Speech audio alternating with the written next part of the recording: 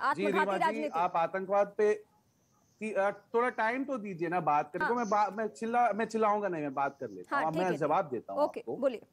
देखिए रीमा जी, भाजपा की गुजरात यूनिट ने परसों एक फोटो ट्वीट की थी जिसमें मुसलमानों को फांसी दी गई थी, एंड इंग्लिश में कहते हैं हंग फ्रॉम द गैलोज। वो कार्टून को उन्होंने डिलीट किया था, ट्विटर ने डिलीट किया था। और यही मैं कहना चाहता हूं कि यह नफरत और ध्रुवीकरण की राजनीति है रीमा जी। जी, टेररिज्म एक बहुत अहम मुद्दा है। एटीएस हमारे देश में एक बहुत इंपॉर्टेंट इंस्टीट्यूशन है। एटीएस के बारे में किसी को कुछ बुरा नहीं कहना चाहिए, बदनाम नहीं करना चाहिए। प्रज्ञा ठाकुर ने कहा था कि हेमंत करकरे देशद्रोही थे। हेमंत करकरे जो हमारे हीरो है, नेशनल हीरो है, मुंबई 26/11 टेरर अटैक में उन्होंने देश के लिए जान दे दी, शहीद हो गए। उन पे प्रज्ञा ठाकुर जी ने हमला किया रीमा जी। आप बताइए रीमा जी, सपा के सांसद कोई टेरर अक्यूज्ड है? प्रज्ञा ठाकुर टेरर अक्यूज्ड है, टेरर केस में बेल पे बाहर आए, वो अभी भी सांसद है रीमा जी। उन्होंने बापू पे हमला किया है रीमा जी। उन्होंने गोडसे की तारीफ की है रीमा जी। आप इन बातों से सहमत है रीमा जी? चलिए मैं अब अनिला सिंह जी से पूछिए। हाँ, अनिला सिंह के ही पास जाती हूँ। अनिला जी, ये जो मामला है आप उसको अब दीजिए जवाब। देखिए, सबसे पहली बात तो ये है कि सुधीर अभिषेक को जाकर अखिलेश यादव से पूछना चाहिए कि अखिलेश यादव जी, आप एटीएस की क्यों बुराई करते हैं? हाँ, यहाँ पर ये बैठकर तो प्रशंसा प्रज्ञा ठाकुर कर रही है अनिला जी। एटीएस ये है, अखिलेश जी ने एटीएस के बारे में कभी कुछ नहीं कहा। बुराई नहीं करनी चाहिए, एटीएस को कभी नहीं की है बुराई। तो अखिलेश यादव जी क्या कहते हैं? प्रज्ञा ठाकुर ने की है। प्रज्ञा ठाकुर ने की है। प्रेशर कुकर बम बनाने वाले आतंकवादी प्रज्ञा ठाकुर को निकालिए, प्रज्ञा ठाकुर को इस्तीफा देनी चाहिए। प्रेशर कुकर में तो खिचड़ी बनानी थी ना, जैसे के बारे में बात, प्रेशर कुकर में खिचड़ी बनानी थी। प्रज्ञा ठाकुर को आप निकालिए, बोलिए प्रज्ञा ठाकुर देने को। भगवा से इतनी चिढ़ क्यों है? कोर्ट से ही बेल पे है, क्यों है? भगवा से क्यों चिढ़े? पर अपनी पूजा अर्चना बेल दिया है। कर सकते हैं। संविधान में ऐसा प्रावधान है कि वो चुनाव लड़ सकते हैं, वो सांसद है। भाजपा के सांसद टेरर अक्यूज्ड है। अब और जिस पे हम सवाल पूछेंगे तो आप बोलेंगे नहीं। ये जिन आतंकियों के लिए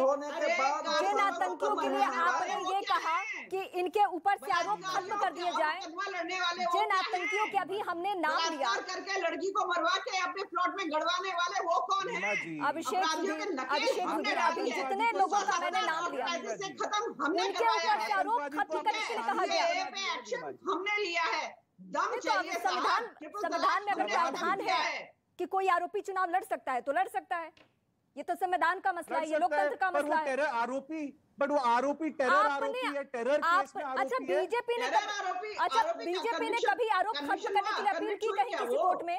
जबरदस्ती भगवा को बनना, रीमा जी, भगवा से पता नहीं क्या छेड़ा समाजवादी पार्टी। उन्होंने जो हेमंत करकरे के बारे में जो कहा था वो सही था? पूछिए अनिला जी से, हेमंत करकरे पे जो हमला किया प्रज्ञा ठाकुर ने, मुझे आप बता दीजिए कि क्या लेता है तो कोर्ट को ऑनर करेंगे कि नहीं करेंगे साहब? कोर्ट ने उन्हें जमानत दी, पहले निकालिए उनको। लोकतंत्र के प्रावधान है, संविधान में प्रावधान है, उसके तहत वो सांसद है। मुझे आपसे ये जानना है, सीधे सीधे बताइए, अभी भी जिन जिन आरोपियों के ऊपर से मुकदमे हटाने के लिए आदेश दिए गए उसके पीछे क्या है? और एक सवाल तो मुझे अनिला जी मुझे तो एक सवाल ये समझना है कि जब मैं आतंकी कह रही हूं तो आपको मुस्लिम क्यों सुनाई दे रहा है? मैंने तो अपने टीवी डिबेट में किसी भी टेक्स्ट में, मैंने अपने लहजे में कहीं भी मुस्लिम शब्द का इस्तेमाल नहीं किया। मैं तो डिबेट की शुरुआत से लेकर अभी तक सीधे सीधे कह रही हूँ आतंकी आतंकी आतंकी, मैंने तो कभी नहीं कहा। अब नाम किसी का मुस्लिम है तो मैं क्या कर सकती हूँ इसमें?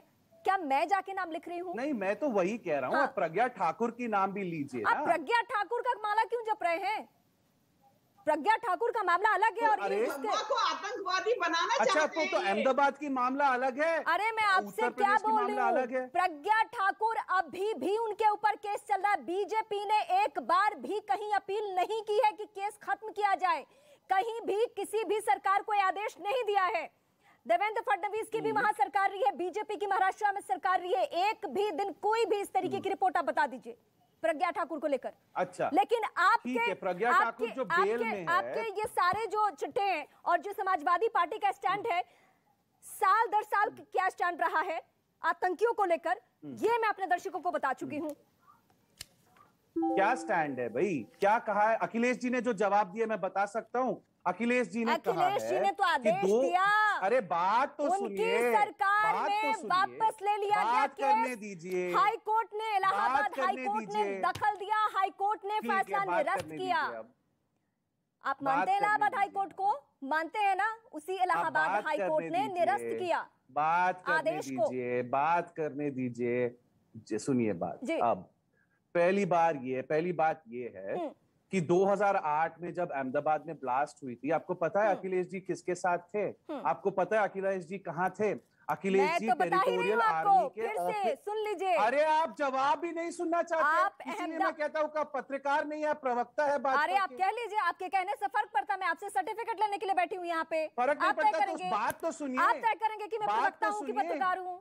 बात तो सुनिए। मैं सुन रही हूँ, बात तो सुनिए। जब आप मुद्दे को कहीं और लेके जाएंगे। अहमदाबाद ब्लास्ट हुई थी, आपको पता है अखिलेश जी कहाँ थे?